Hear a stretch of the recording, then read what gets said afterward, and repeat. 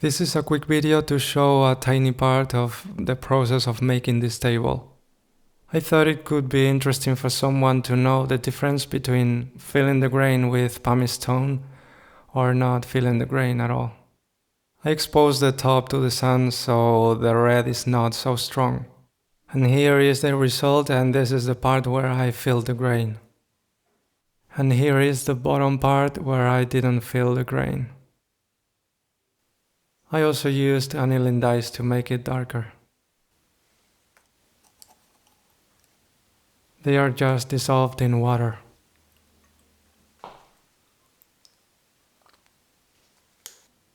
Some people mix the pumice stone with shellac, so rubbing it on, they create wood dust. And this mixture of the pumice with the wood dust is what fills the grain. But in my case, I didn't want to rub off the color exposed to the sun, so I simply use the pumice stone.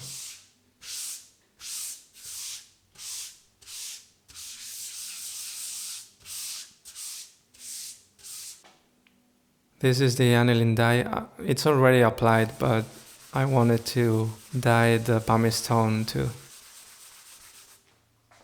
And then a water-based varnish, which I don't like, to be honest, but whatever.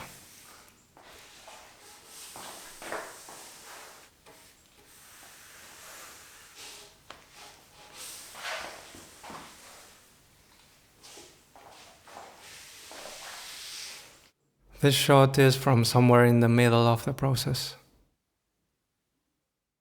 And this is the result on the bottom part without filling the grain, just the varnish. Well, and the aniline dye first.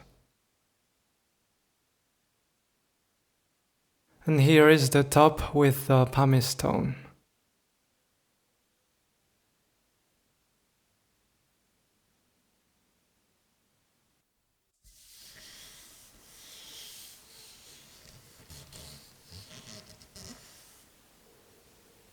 And that's all. I hope it helps and see you. Bye.